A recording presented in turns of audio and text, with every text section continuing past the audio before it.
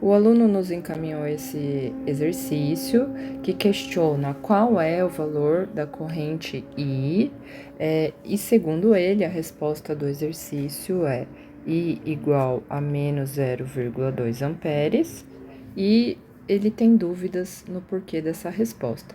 Então, vamos tentar resolver juntos aqui para ver se a resposta é essa mesmo, se a gente chega no mesmo valor.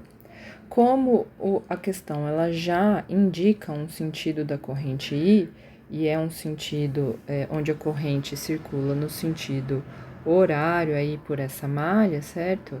A gente já consegue dizer os potenciais de cada ponto em cima dos bipolos passivos, que são os resistores, né? Então, segundo a convenção de receptores ou a convenção passiva, a corrente entra nos bipolos passivos, circulando do potencial positivo para o potencial negativo. Então, isso acontece para o resistor de 4 ohms e para o resistor de 6 ohms desse circuito, a gente já consegue indicar onde está o potencial positivo e onde está o potencial negativo, baseados simplesmente na convenção. Então, se foi dado um sentido de corrente I para nós, a gente já coloca os potenciais de maneira coerente com a convenção adotada.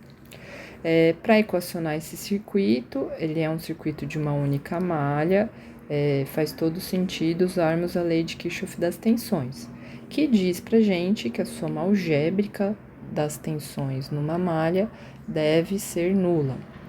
Portanto, eu vou seguir o caminho aí, começando pelo resistor de 4 ohms, usando a lei de Ohm. Então, a tensão em cima desse bipolo é 4 vezes a corrente, que é a minha incógnita. Continuando, eu passo pela tensão de 5 volts, eu estou entrando pelo potencial positivo, então é mais 5 volts.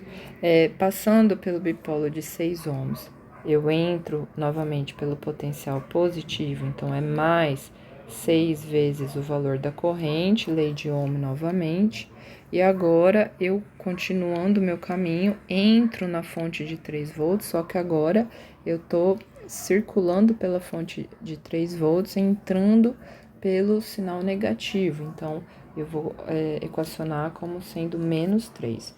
Toda essa soma algébrica deve resultar em zero. Dessa equação, eu facilmente obtenho o valor de I.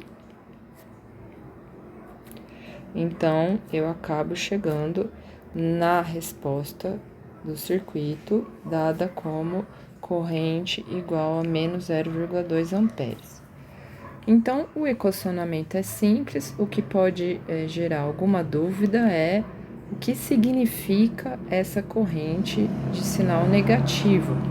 No fundo, o que ela significa é que o sentido da corrente apontado, o sentido da corrente hipotetizado inicialmente para o circuito, ele é, na verdade, o oposto daquilo que a gente usou, né?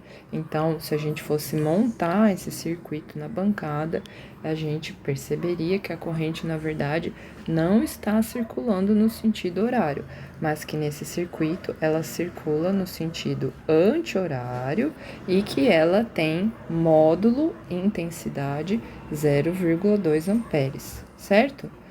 Não é que estava errado, a gente não pode falar que está errado, as equações são todas coerentes. Se nós desenharmos a corrente nesse sentido, o valor dessa corrente vai ser menos 0,2 amperes.